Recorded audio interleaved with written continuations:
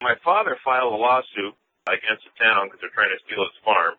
I can't remember the exact date, but the 120 days is up, and what happened is he passed away January 26th, and he had a complaint there that really needed to be amended because it was just he had cancer pretty bad. And they were stressing him out over stealing his farm, and that actually, I believe, put him in the ground a lot quicker. So anyways, me and my brothers basically inherited the lawsuit, we're the heirs.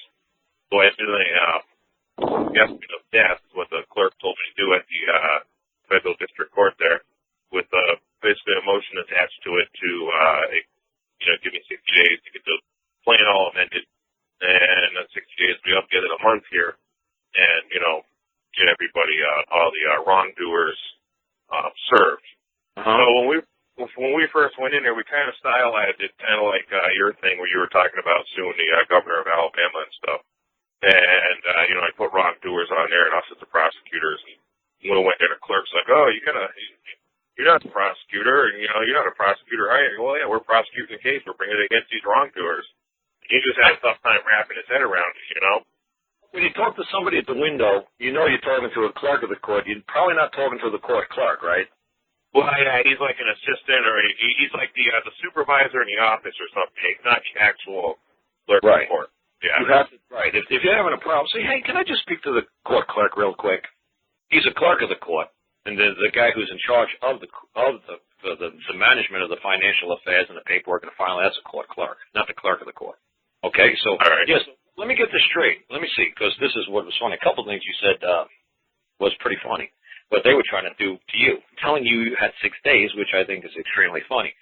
But anyway, 120 days to get everybody served, but my dad died about 20 days before 120 days, and he didn't have everything else up. So I did a suggestion of death and asked for additional 60 days to get the amended complaint in and get them all, get all the wrongdoers served their summons. Right, because when you really start understanding what you are in common law, you will understand there is no rules, there is no latches, there's no statutes that bind or bound a man. You can do whatever you want. Oh, okay. There's no such thing as a statute of limitation when it's in common law. There's no such thing.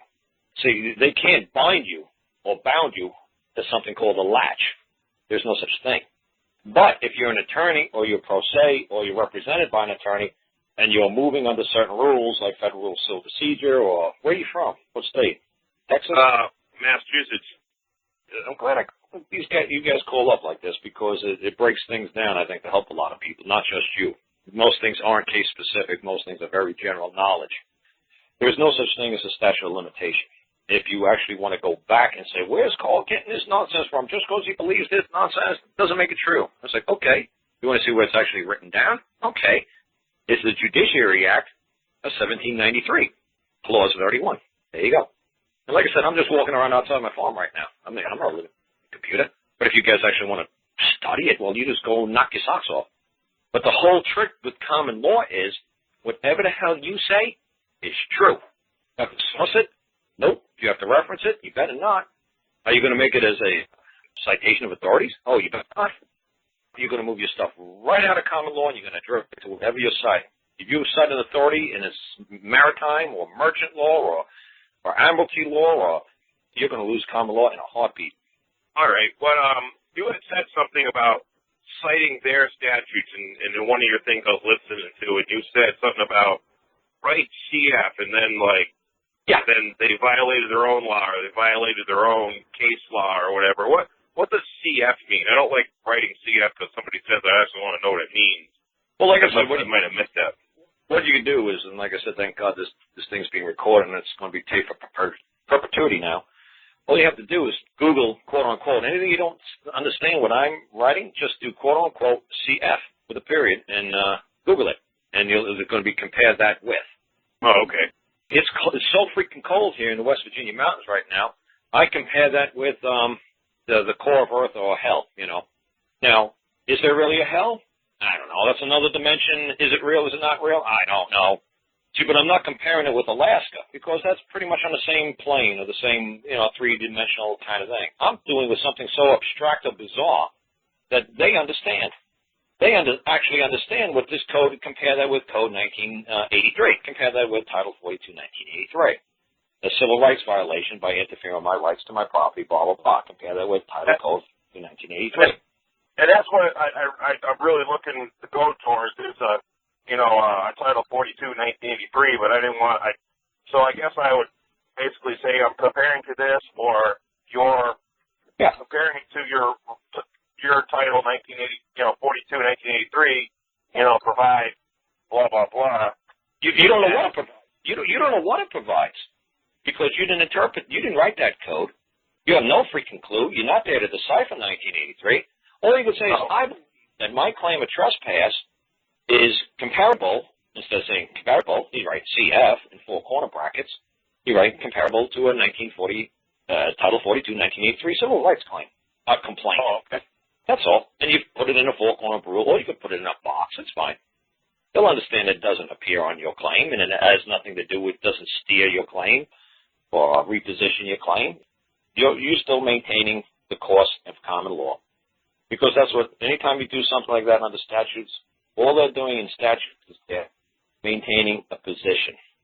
See, they can't declare anything. All the government can do is maintain a position. That's a government.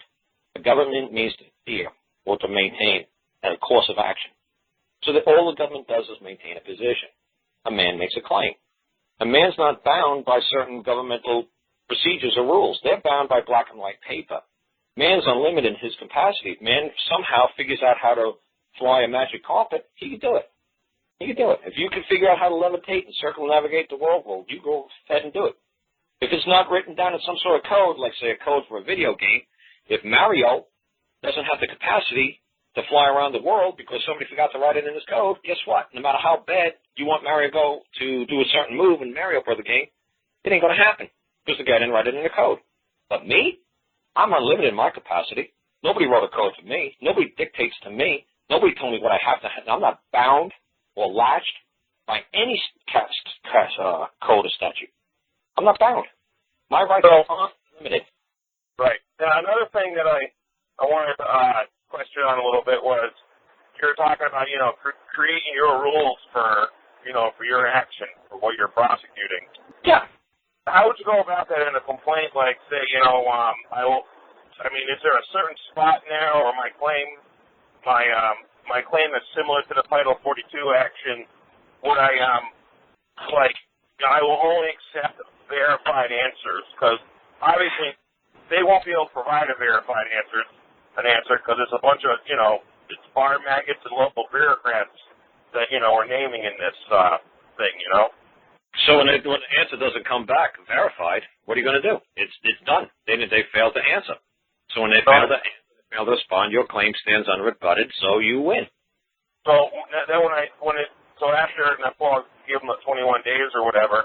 Yeah. Whatever the custom is of those people that live there, and what you could say is okay, under county rules, like the federal government, their custom that they have to answer a complaint, not a claim, is 6 months.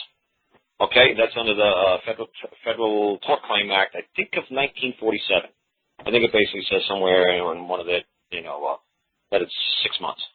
But like I said, under Federal Rules of Civil Procedure, when a man sues like somebody else, it's 21 days. It used to be 20 days, but that was too confusing because Saturdays and Sundays not included holidays. So that now they just said, 3 weeks. From start to finish. We don't have to be filed on Friday, 21 days, we're done.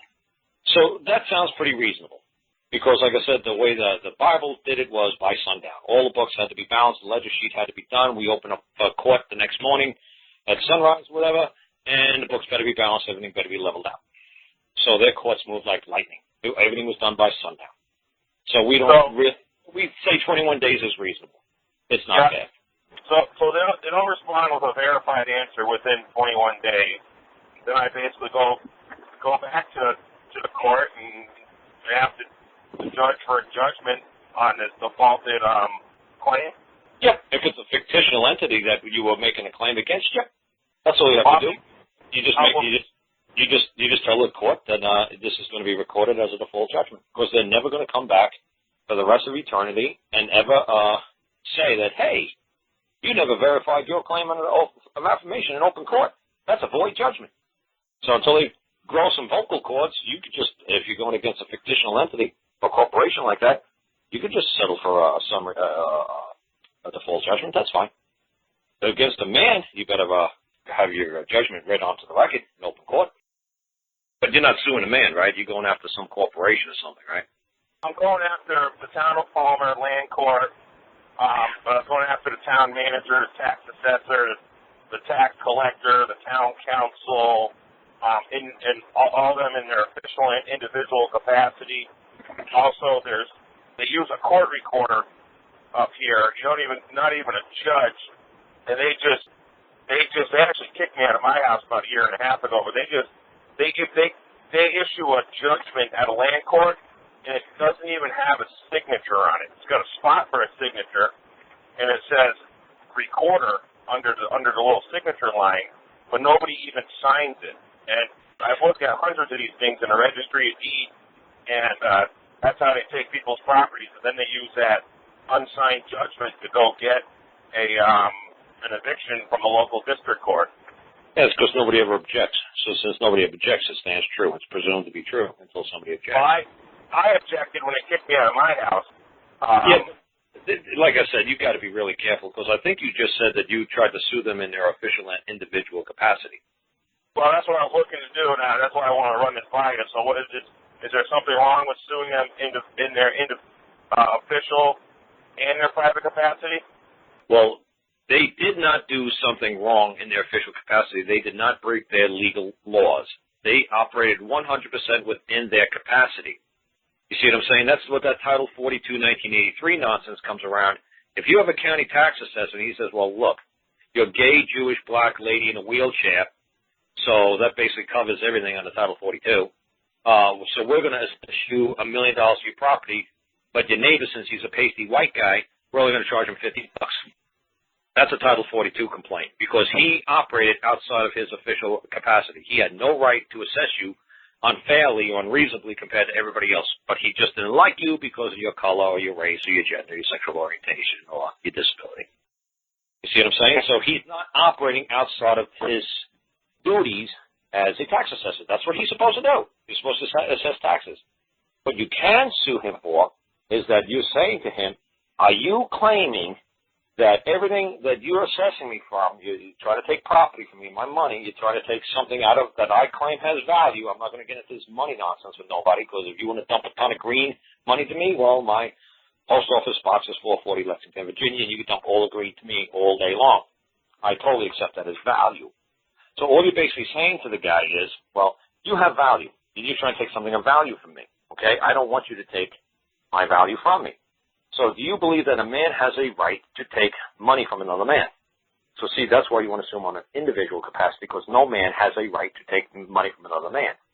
Now the tax assessor has a responsibility, obligation, and duty as the man holding that office to make tax assessments. And that's exactly what he did. Unless he just goes totally bizarre on you and says, well, because you're black, I'm going to charge you 10 times the amount I charge white people. Now you got a Title 42 complaint there. But no, you can't go after them in their official capacity if they're operating within that capacity in which that office was written. If this is what their code says, that this is what they can and cannot do, that's what they're going to do. So I'm going to say, like in the Massachusetts Constitution, for example, it says, I think it's Article 10, that, each citizen shall contribute their share to the community, blah, blah, blah. But no part of the individual's property shall be taken from him without, due process law, just compensation, or a trial by judgment of peers. I mean, and that's another element of my case. They're, doing this property taking with due process law. Right.